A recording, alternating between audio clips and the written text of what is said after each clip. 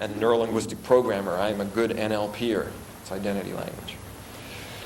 So as far then as these basic strategies for how to influence beliefs, I can take the belief statement and make more meanings. I can go to here and say, well, this means that, means that, means that, so therefore this means something positive. I can say, well, this is caused by that, which is caused by that, so if I change this cause, this will have to change. I can compare this. I can say, well, this is bad compared to that, but it's good actually compared to this. So, different perspective, different trend. Or I can say, well, this means this at this level of being, but at this level it means something else. Or I can take this and move it down or up a level. And these are, I think, some of the ways that it's quite interesting verbally, conversationally. You can actually start to build and shift around a belief system where a person goes, gee, it's the kind of thing where somebody goes, I don't know what happened, but just in talking to you, everything seems different suddenly.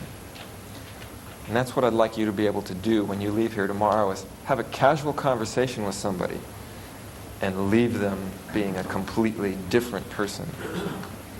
So, now, in order to do that, let me check the time. What I'd like to do is this. We have about a half an hour. I'd like to break it at 1 o'clock. I wanted to present these general strategies, give you 2 specific patterns to start with, a couple of specific patterns, and have you just do a little exercise before we start to sort of get used to these patterns. And obviously I'm not expecting you to be able to be completely familiar with these strategies yet, because you have to try them first before you can do anything. So I'd like to give you 2 patterns and then give you an opportunity to start to try a couple of these patterns. The 2 most basic patterns that I know of for sleight of mouth are redefining and consequence. Now, let's turn to first page that says sleight of mouth patterns. It gives you a little definition, although some of them look like they're difficult to read. Redefining involves substituting a new word for one of these words used in the belief statement that means something similar but has a different implication. So for example, this is when you go, you say mean things, so you're not nice, and I go, well, yeah, I mean, I do have to admit I was a little bit forceful in my communication. Well, I've taken mean things and redefined it as being forceful in my communication. It kind of covers the same territory, but it means something, has a different implication. That's your basic redefining strategy. Consequence, on the other hand, has to do not with redefining this, but saying, well, this causes something else to happen that's either positive or negative. So it says directing your attention to an effect, either positive or negative, of the belief or the relationship defined by the belief. So for example, this would be, well, I only say mean things to people to make them better than they are now. I only say mean things to people because I'm the only one that will. And they need to know that. I'm the only one that's going to be, and they need to have this result. So I go and say, what's a consequence of this thing?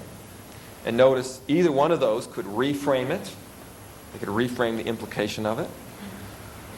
Or it could begin to create a comparison that makes it seem better in light of this consequence. So what I'd like to do with just these 2 patterns for a moment is to go through some of the examples. You'll notice that one of the things I've done here is you have about a half a dozen sheets of examples on the following pages, and those are to give you some insight into how these patterns work. So if you'd go to the first one of these little diagrams that has the writing on it, you'll notice that the first one says something like, I can't do X. Very common belief. Someone will say, I can't do this because I've never done it before. So if I want to redefine it, I can take I can't do X, which is part of an evidence procedure here, or this is actually the meaning statement. You say, well, it's not that you can't do it, it's just that you can't access a specific reference experience for doing it. So in other words, I've just redefined it. I'm saying it's not that you can't do it, it's just that you can't identify a particular reference experience for it. Question: of these strategies that we were talking about, which one is that? Remember the general strategies? Is that changing logical levels, doing chains of cause, chains of meaning? Moving from identity to behavior. Right. Actually, it's moving it from a capability, from I can't do it, which is a capability, down to a specific behavior where you can't access a reference experience. That's just this behavior. So I've changed where it fits. It's not a capability, it's just a statement about a particular kind of behavior, particular activity. Okay. Other side, I could redefine, if the person says, I can't do this because I've never done it before, I can say, well, is it that you've never done it before, or that you've never really been able to let yourself go for it? So I redefine not doing it before as not letting yourself do it before. Both could account for the same experience, but again, they have a different implication. And that's redefining it. I'm redefining not having done it with not having let yourself done it. I'm saying those are basically similar statements. It's not necessarily true in reality, but it could change the person's whole thinking about what's going on. Now, consequence, as opposed to redefining, would be something like, well, at least that's one less thing you'll have to worry about people expecting of you. So here's where you go, this negative leads to a positive. So, and actually, part of the reason for doing that, it might be to get the person just to laugh about it and not take it so seriously, so they actually would be able to do it more easily. And it might also get you some information about why they haven't done it before. Maybe the person does. Sometimes people are worried that if I could do this, then people are going to start expecting it of me, and that's going to take up more of my time. So that would be a consequence. And I could make that specifically the consequence. I could say, well, gee, if you could do this, there'd just be something else that you'd be thinking about that you couldn't do yet. So what's the big deal? If you do this, there'll just be another thing. So I go to a negative consequence, and the person would have to think about it from that frame. By the way, one of the things you'll recognize is that doing any one statement is not necessarily going to change the belief, and that's not its purpose. Its purpose is to start creating leverage points. The reason that there's a dozen of them is because you're going to use them in combinations with one another in order to create your particular change maneuvers.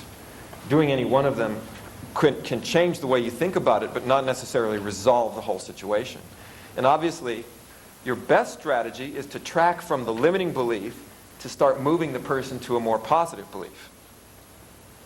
So I might make one statement that gives me this breathing room, so then I can kind of move over to here and then move up to there and finally move to the positive belief. And I promise to demonstrate how that works as we learn these patterns.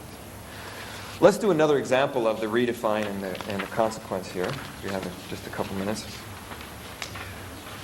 Here's another belief. If I care about other people, they will take advantage of me. If I let myself care about other people, then they're going to take advantage of me. That's a belief, cause-effect belief. Cause-effect part of it. I can redefine it saying, it's not that you're caring about other people, it's that you're forgetting about yourself. So in other words, I just redefine caring about others as forgetting about yourself, and that's really what causes that. So I notice it kind of changes the way you think about it a little bit, opens up the thought process. If I care about others, they'll take advantage of me. I can redefine taking advantage. They're not taking advantage of you, you're just not setting boundaries for them. I mean, it's not that they're taking advantage, it's just that you're not putting up an appropriate boundary.